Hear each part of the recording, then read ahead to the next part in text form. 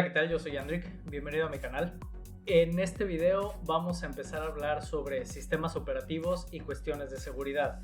La razón por la que estoy grabando este video es porque me han preguntado muchas veces, bueno, ¿y tú qué es lo que haces? Porque tú dices que utilizas Linux, ¿cómo funciona? ¿Por qué confías más en Linux? Etcétera, etcétera, etcétera.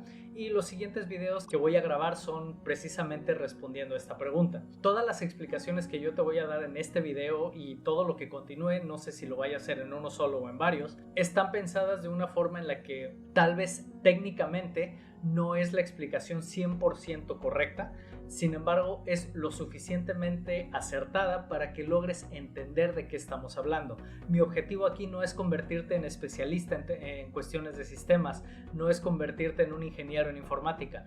El objetivo aquí es simplemente que entiendas cómo funcionan las cosas para que entonces puedas entender de qué están hablando la gente que habla de estos temas. Y con esto no vayas a ciegas. Entonces, en primer lugar, antes de empezar a hablar de todas las ventajas y todo lo bonito que es de Linux y por qué yo prefiero usarlo, etcétera, etcétera, primero vamos a entrar, llamémosle la introducción básica de cómo funciona una computadora o un ordenador.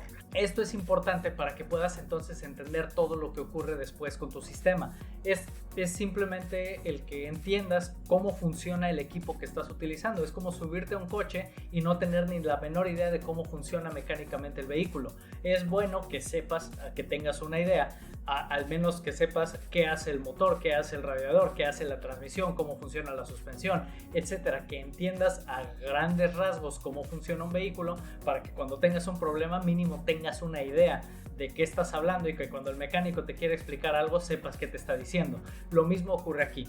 Y bueno, para explicarlo así, empezando de cero, cuando hablamos de una computadora, no es otra cosa que una tarjeta con circuitos integrados. Eso es prácticamente, de ahí nace la computadora. Esta tarjeta es a lo que se le llama una tarjeta madre. Y es una placa verde generalmente que tiene así como muchas conexiones, tiene muchos espacios donde se deben de conectar diferentes cosas y tiene un software integrado.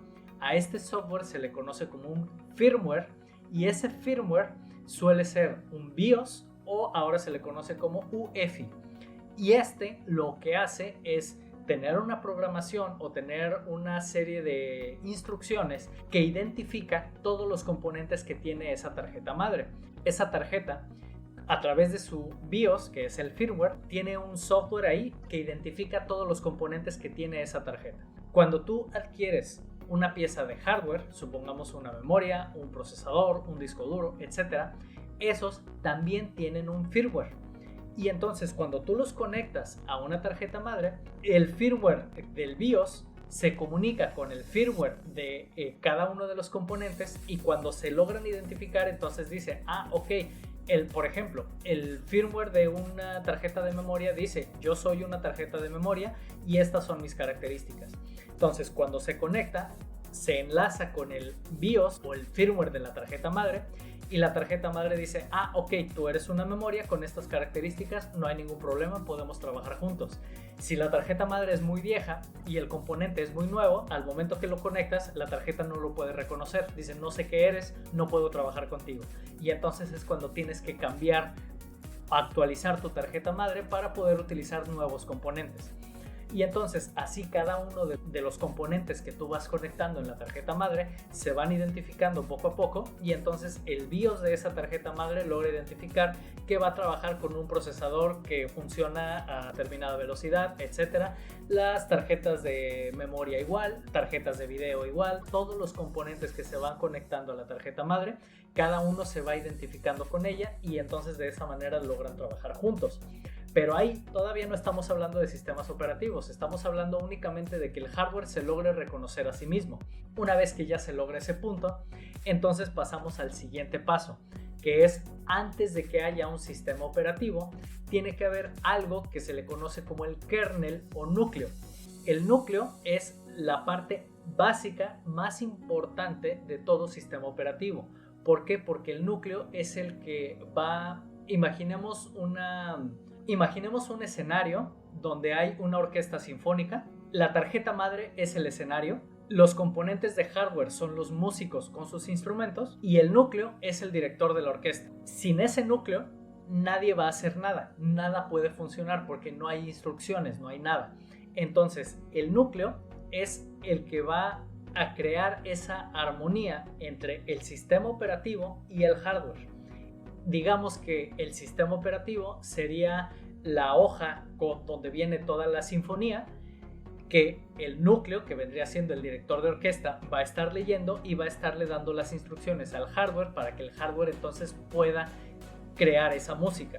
Y esa música es el sistema operativo. A partir de ahí es entonces cuando un sistema operativo empieza a funcionar. Cuando se habla de Linux, Linux es exclusivamente el director de orquesta, es el núcleo. Eso es Linux. Todos los sistemas que se construyen por encima de Linux ya es el sistema operativo como tal, y de esos puede haber muchas variaciones, pero Linux en esencia lo que es un director de orquesta que logra reconocer qué hardware es el que va a trabajar con él y cómo se va a comunicar con él. Eso es todo lo que hace Linux. A partir de ahí, después empiezan a crearse ya las distribuciones o los diferentes sistemas operativos basados en Linux. Hay gente que dice, mira, yo teniendo este núcleo, yo quiero que la computadora se comporte de esta manera. Y entonces empiezan a crear ya los diferentes sistemas operativos. Linux, a diferencia de, por ejemplo, Apple o a diferencia de Windows, al ser solamente un kernel de código abierto, le permite a la gente construir lo que quiera encima de Linux. Windows y Mac no le permiten a nadie tocar nada. Ellos crean su propio sistema y te lo dejan ahí y tú lo debes de usar como ellos definieron que tú lo debías de usar. Si a ti te gusta la libertad en los sistemas operativos, ni Windows ni Mac van a ser sistemas para ti, porque aunque pueden tener cierto grado de flexibilidad y de permitirte hacer configuraciones personalizadas, son muy limitadas. Con Linux no tienes limitación alguna, sin embargo, tienes que saber lo que estás haciendo. De lo contrario, pues vas a echar todo a perder. A partir de que entonces estamos hablando ya de sistemas operativos basados en el núcleo de Linux, entonces aquí es donde viene una gran variedad de sistemas. En general hay tres ramas principales. Está la rama de Debian, está la rama de Arch y está la rama de Red Hat, que en general de esas tres prácticamente dos son las que más se utilizan o las más popularizadas. Una es la rama de Debian y la otra es la rama de Arch. Son lo mismo, pero funcionan de forma totalmente diferente. Ya si tú te quieres involucrar en el mundo de Linux, te tienes que empapar y tienes que entender cómo funciona cada uno. Pero insisto, estos videos no son para eso. Estos videos son para explicarte el mundo de Linux, cómo funciona y por qué es por lo que yo prefiero utilizarlo. Ahí ya estamos hablando de los sistemas operativos base. De ahí, esos sistemas operativos, viene algo que también se pregunta, por ejemplo, en los grupos de Telegram cuando se habla en temas de fork de una criptomoneda. Esto también ocurre en el sistema de Linux. ¿Y qué es? Cuando estamos hablando de sistemas de código abierto, y este es un punto bien importante, como lo mencioné hace rato, el sistema de Apple y el sistema de Windows son sistemas de código privativo, es decir, código cerrado. Nadie puede tener acceso a ese código y si lo hace está violando leyes de derechos de autor. ¿Por qué? Porque ese sistema está diseñado para ser cerrado y exclusivo por la compañía. Ellos son los únicos que tienen acceso a ese sistema. Si alguien logra tener acceso a ese código, está violando reglas, está violando leyes de derechos de autor. Ese es el problema de los sistemas de código cerrado. Nadie puede ver cómo están hechos. Eso tiene ventajas y desventajas. La ventaja es que al nadie tener acceso a cómo están hechos esos sistemas, en teoría son sistemas seguros porque nadie logra saber cómo están hechos. Sin embargo, la desventaja es que como nadie tiene acceso a eso, únicamente la compañía que lo programó sabe cómo lo programó. Pero si cometieron un error en la programación de ese sistema y llega alguien externo y logra detectar ese error, ellos no se van a dar cuenta de que el error está ahí hasta que los hayan hackeado. En el caso de Linux estamos hablando de que es un sistema de código abierto. Cuando hablamos de código abierto significa que la programación de ese sistema está disponible para que cualquiera lo pueda ver. Cuando cualquiera puede ver cómo está hecha la programación de ese sistema, la comunidad puede acercarse, si lo sabe entender, puede ver cómo está hecha esa programación y a partir de ahí decir, oye, ¿sabes qué? Aquí yo encontré un error, aquí encontré este detalle. ¿Qué te parece si le hacemos este ajuste? Y entonces la comunidad empieza a aportar para que ese código se vaya volviendo cada vez más robusto, más seguro, y de esta manera entonces es un código que sigue creciendo y que sigue mejorando constantemente.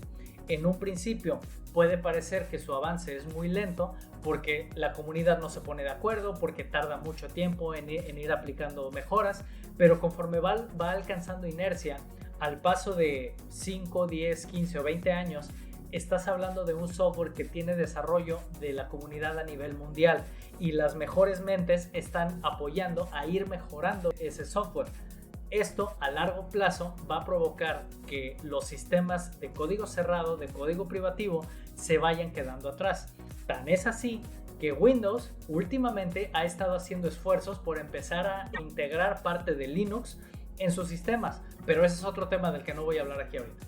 Cuando entendemos que estamos hablando de sistemas de código abierto, Linux es eso, es un sistema de código abierto, y entonces los sistemas de código abierto tienen la posibilidad de duplicarse o de crearse copias de sí mismos. Esto es a lo que se le llaman los forks. Un fork, que también ocurre en las criptomonedas porque también son de código abierto, lo que ocurre es que hay un código y hay alguien que dice, ¿sabes qué? Ese código a mí me gustaría hacerlo de forma diferente. Por la línea por la que va no me convence, yo tengo una idea diferente, pienso que lo puedo hacer de una mejor manera. Y entonces, así como la mitosis en una célula, que de estar una sola de pronto se crean dos, de la misma manera se crea un fork de un sistema, se crea una copia y esta nueva copia ahora puede tener características diferentes. Eso es un fork. Y entonces de ahí, cuando hablamos por ejemplo de sistemas como Debian, de Debian se crea un fork y ese fork se llama Ubuntu, que seguramente si has escuchado hablar de Linux, Ubuntu es la distribución de Linux más popular. Y de ahí, por ejemplo, de Ubuntu, están los desarrolladores trabajando en Ubuntu y de pronto alguien dice, ¿sabes qué? No me gusta cómo lo están llevando en Ubuntu, quiero hacerlo algo diferente. Y entonces se crea un nuevo fork y por ejemplo, se llama Linux Mint o se llama Zorin OS o hay muchísimas otras. Y entonces eso es lo que tiene la comunidad de Linux, que va creando de acuerdo a las necesidades de cada persona. Si yo, por ejemplo, soy bueno para programar y yo veo que una distribución de Linux hace muchas cosas bien, pero hay muchas que no me gustan y yo sé cómo cambiarlas, yo me puedo meter y yo puedo programar mi propia distribución y sin pedirle permiso a nadie, sin tenerle que pagar derechos a nadie, no tengo que pagar nada de nada. Si yo sé hacerlo, yo hago mi programación y puedo crear una nueva distribución de Linux. Esa es la razón de por qué si tú buscas distribuciones de Linux te vas a volver loco, porque hay muchísimas y puede ser abrumante.